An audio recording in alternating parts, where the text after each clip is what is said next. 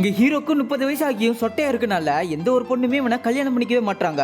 இதனால இவ ஒரு டிண்டர் அக்கௌண்ட் ஓபன் பண்ணி சொட்ட தெரியாத மாதிரி போட்டோ எடுத்து அப்லோட் பண்ணி ஒரு பொண்ணை ஃப்ரெண்டா ஆக்குறான். அவளை நேர்ல மீட் பண்ண போனா குண்டா இருக்கான், இவ பார்க்க சொட்டையா இருக்கான். இப்ப ரெண்டு பேத்துக்குமே ஒருத்தருக்கு ஒருத்தர் பிடிக்காம போயிடுது. சரி இவளை வீட்டுல டிராப் பண்ணலாம் சொல்லிட்டு வண்டியில கூட்டிட்டு போவான். இவனால அவ வெயிட் பேலன்ஸ் பண்ண முடியாம இப்ப ரெண்டு பேரும் கீழே விழுந்துறாங்க. இவங்க ஹாஸ்பிட்டல் இருக்கும்போது ரெண்டு பேத்தோட அப்பா அம்மாவும் மீட் பண்ணிப்பாங்க.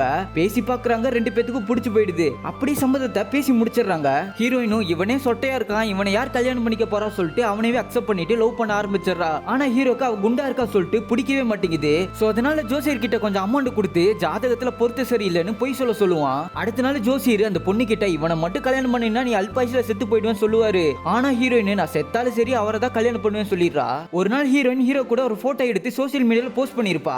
அதை பார்த்து காலேஜ் ஸ்டூடெண்ட்ஸ் எல்லாம் சொட்டத்தல குண்டச்சி சொல்லிட்டு கிண்டல் பண்றாங்க. இதனால டென்ஷனா இவன் கோவத்துல அந்த பொண்ணு கால் பண்ணி உன்னை பார்த்தாலே எனக்கு பிடிக்கல, எனக்கு கல்யாணம் வேணா ஒரு மண்ணு வேணாம் சொல்லிட்டு காலை கட் பண்ணிடுறான். அப்ப ஹீரோ யதார்த்தமா அவன் ஃப்ரெண்டு வீட்டுக்கு போயிருப்பான். அப்ப அவன் ஃப்ரெண்டோட ஒய்ஃப்னால வாயே பேச முடியாது. குறைய பார்த்து வர்றது லவ் கிடையாது, மனசை பார்த்து வர்றதா லவ்னு ஹீரோட ஃப்ரெண்டு சொல்ல நம்ம குறையும் பார்க்காம நம்மள ஒருத்தி ஏத்துக்கிட்டாலே சொல்லிட்டு ஹீரோ அவன் தப்ப உணர்ந்து மன்னிப்பு கேட்டு அவளையவே கல்யாணம் பண்ணிக்கிறான்.